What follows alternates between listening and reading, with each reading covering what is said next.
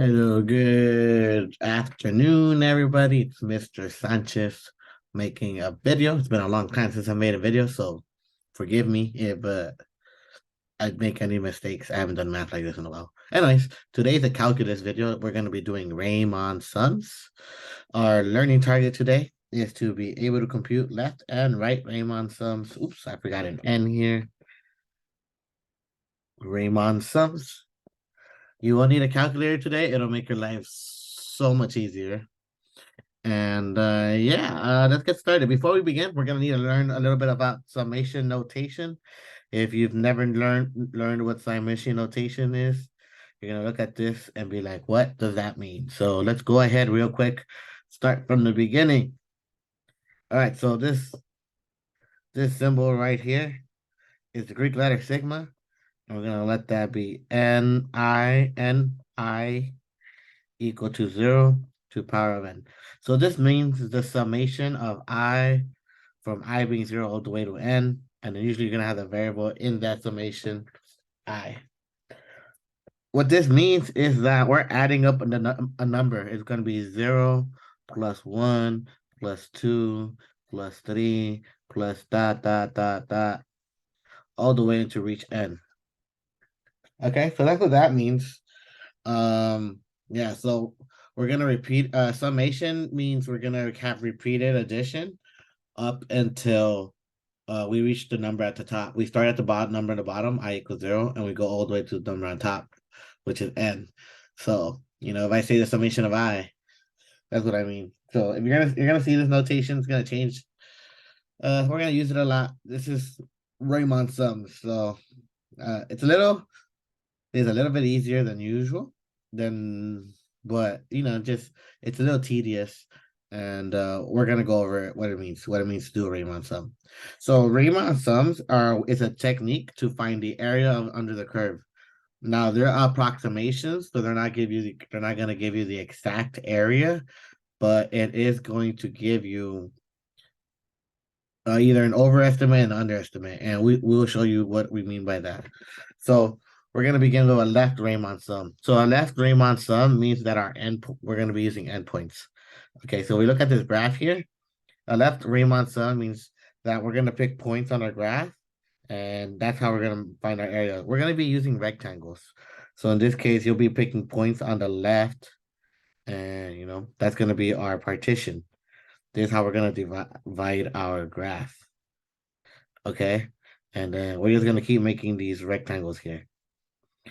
All right, and that's how we're going to be estimating our area. Okay, so our area here, we're saying this is our area. This is a left Riemann sum, and it looks like this. We divide up our graph, and we just find out what this is. You're gonna notice that we have a little bit of negative space here. Yeah, so as because we're missing that space, our approximation isn't very accurate. So, so what this means is that that left Riemann sums, no matter what, they're always an underestimate. So I don't like the way I wrote it, the ES here. Estimate. So we're lowballing our guess, okay? So when it comes to our Riemann sum. And usually what we want to do is we want to divide it into equal spaces. So we're gonna actually do this left Riemann sum from usually they tell you how many times. So we're gonna be looking at f of x equals x squared, and we're gonna say we're gonna look at it from 0 to 8. That's our interval. They're gonna give you an interval. This is A, this is B, and they're gonna tell us we want 4 subintervals. Subintervals. Okay, so what that means is we got to divide the numbers from 0 to 8 evenly. And it's pretty easy. That's how we find our delta x. Subintervals is our delta x. And we're gonna have to look for that number. Delta x means our change in x. So we're trying to figure out how big this space between our points is gonna be. And to find out, it's very simple.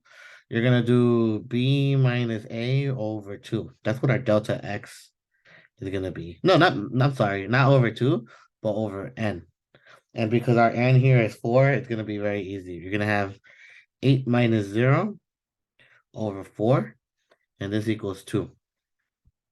All right. The other thing we're gonna want to find out is our height. Our height here is gonna be f of x, but um uh we gotta figure out which points we're using. We're using this one, this one, this one, and this one. So there's 4 different rectangles that we're gonna be adding up. Okay, and so that's called our xi.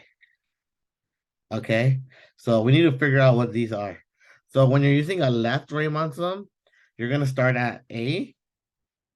So x1 is gonna be a, x2 is gonna be a plus delta x, and then x3 is gonna be x2 plus delta x, and we're just gonna keep going x 2 plus delta x. We're gonna keep going. We're gonna go up, up, up, up, up until we reach until we are at n minus n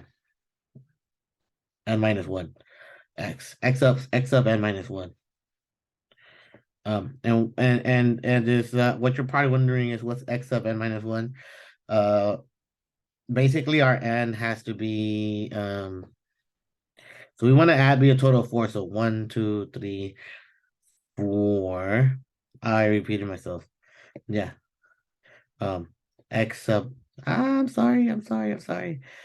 I'm sorry for the mistakes. X sub n minus 1 equals x to the n minus 2 plus delta x. So we're gonna keep doing this until we reach our number is smaller than b. Oh, my bad. It should be minus b.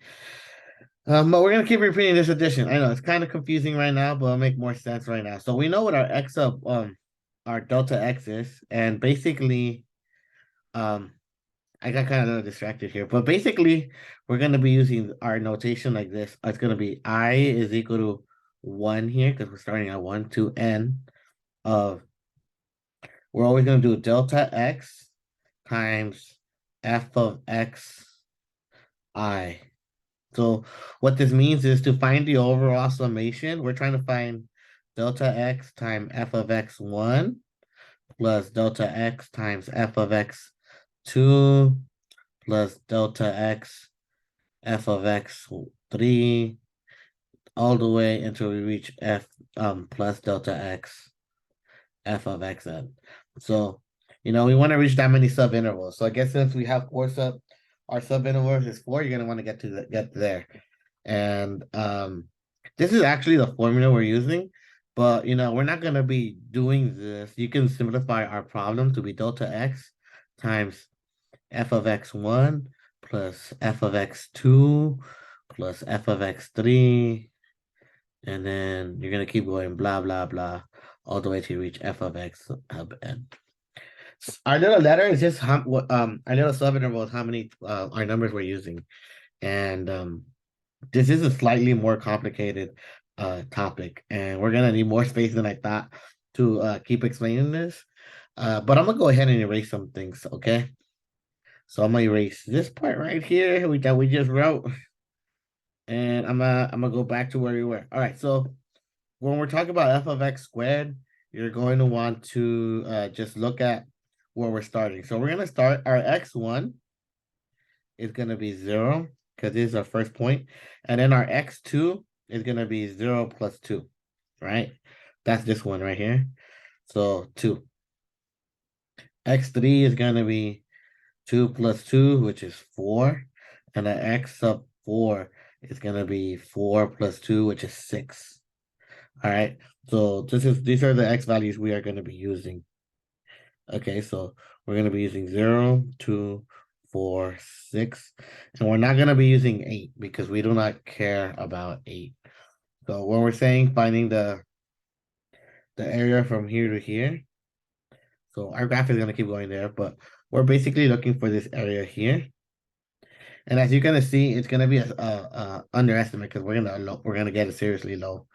And so now that we know our x values, all we to finish doing this work, You literally gotta just, it's base times height, base times height, base times height, base times height, and add them all up. So you're gonna do delta x. Our delta x is 2. So it's gonna be 2 times, and then f of 0 plus f of 2 plus f of 4 plus f of 6. Okay. And we're gonna do this, and that's gonna be 2 times 0 squared plus 2 squared plus 4 squared plus 6 squared, which is then equal to 2 times 0 plus 4 plus 16 plus 36. And you're going to get 2 times 4 plus 6 is 20. 20 plus 36 is 52, which we're going to get the number of 104. So that's our estimate. And plugging in the values here is going to be a pain in the butt. So I'm going to show you guys a quick trick to find out these values without having to plug it in. Right now we had an easy equation, but there's an easier way to do this. So you're going to go ahead and go to your graphing calculator. You're going to need it. You're going to press Y. And what you're going to do is you're going to plug in your equation. In this case, I'm putting x squared. Then you're going to press second quit. I don't know if you guys know this. We're not going to use the graphing feature today. We're going to use the table feature. So our graph has a table, and we're going to use our table to find our values easy. But right now, you're going to see that I have very, very small / big numbers, and we're gonna want to change our tables. We're gonna do second, and then press window. So we're gonna want to do the table set. We're gonna start a table where we want it to. So we're gonna start at 0, our left endpoint, and then this second number here is how much we want our values to go by. Since our delta x is x, you're gonna put your delta x here. All right, press enter, and then you're gonna go back to the table. So it's a second graph, right? And right here it gives you all these x values, and you're gonna go ahead and do that too, and you're gonna write down your values. So if I move this over here, you know, um, you're gonna get the values here. So 0, 4, 16, 36. So we get to skip this ugly part right here, and then you can just plug those values in to your calculator to get the 104. Okay, and it's going to be a very useful skill that we're going to use. But for now, since this problem is very easy, we're just going to go ahead and do things by hand. And that's how we find our left-hand sum. All right. And now we're going to go ahead and do a right-hand sum, a right Reimann sum. And a right Reimann sum, what it does is it uses the right endpoints. So if we're looking at these, 0, 2, 4, 6, 8. I don't like these colors. I want to stay consistent. So we're going to use yellow, 2, 4, 6, 8. When we do this, we're going to be using our endpoints from the right. So we're going to do this estimation right here. All right, we're going to pick our right endpoints here. And then this is going to go here. And you're going to do that here. And I just realized I messed up because we don't start at 2. It's 0, 2, 4, 6, 8. All right. So our 8's going to be somewhere up here. Okay. I'm just going to pretend that this is where our graph goes. Okay. Actually, no, I don't like this. What we're going to do is I'm going to redraw this graph. Sorry.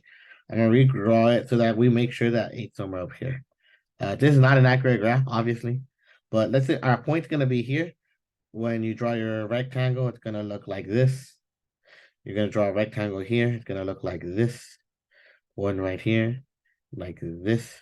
And one right here, like this.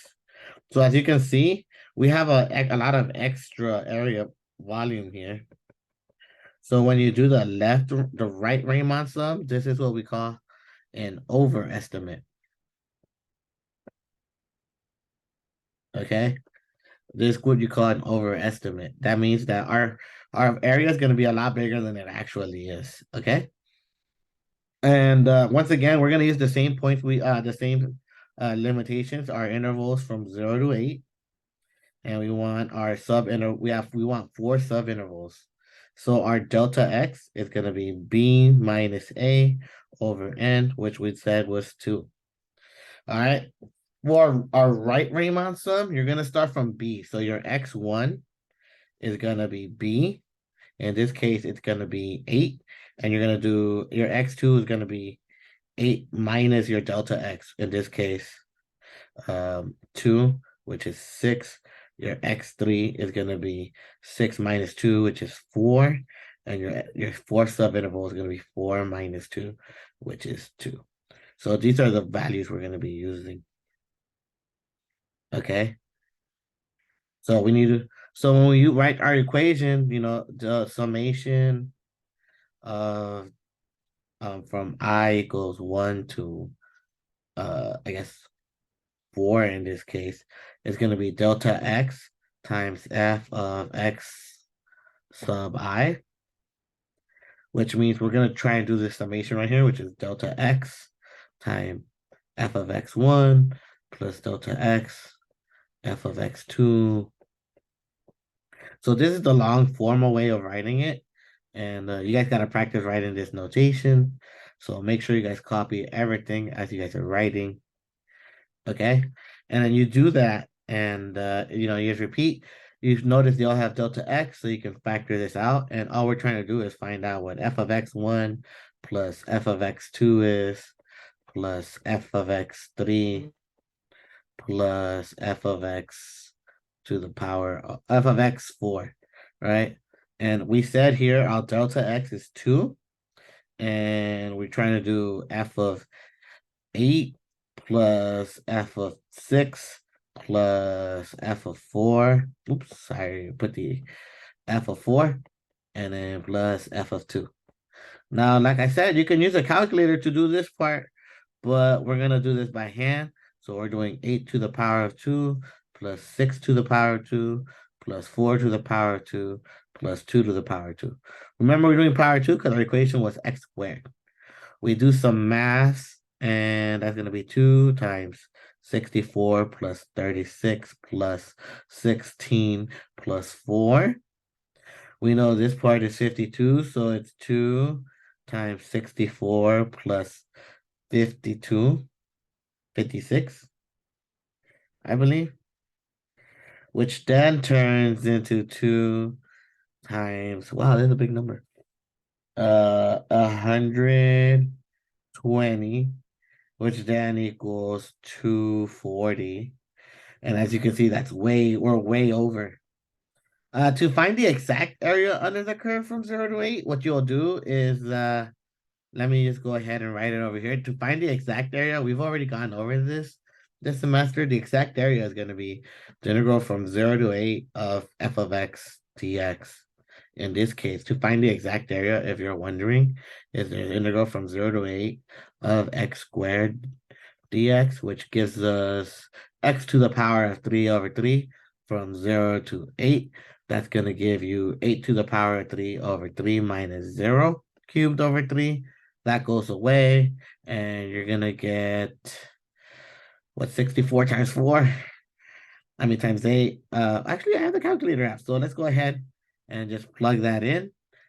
Quit 8 to the power of 3 divided by, no, delete. That's 512 divided by 3, which then equals 170. So it's 170 and 2/3. 107.67. So that's our actual area. And as you can see, on the one hand, we underestimated for 104, and you underestimated for 240. So this is the exact area.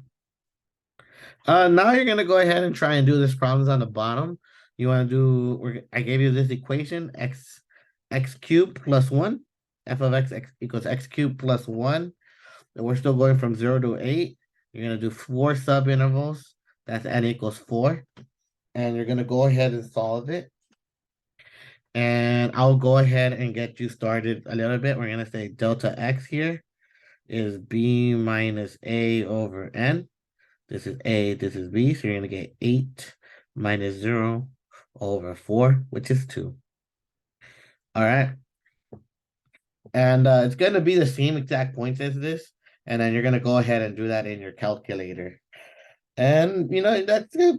I'm gonna show you how easy our calculator is makes our life because technically, since we said we're gonna do the left sum here, and I'm gonna show you how our life gets easier, right? So we have delta two times, I mean delta. We're gonna do this equation right here, right? I equals 1 2 2 8, no 4. My bad, 4 delta x f of x I, right? So that's gonna be our delta x is 2 times f of 0 plus f of 2 plus f of 4 plus f of 6, right? That's our left-hand sum, which if we plug into our calculator, we're gonna see how easy our calculator makes our life. Our graph is, we're gonna clear this, it's gonna be x to the power of 3, and it's plus 1, and then you're gonna go to your table, and you're gonna see that the values are 0 plus 9 plus 65 plus 217. Then you're gonna quit and you're gonna add those 0 plus 9 plus 65 plus 217. Press enter, and then you multiply that by 2. And you can do this on an EP exam. Make sure you just write all your steps though. 2 times 5, 291, which then equals 582. And that is our underestimate. Okay, and then I'm gonna leave the other part as an exercise for you guys. Hopefully, this is a good explanation for an introduction to finding left and right Riemann sums. And I'll catch you guys in class next time. Bye bye.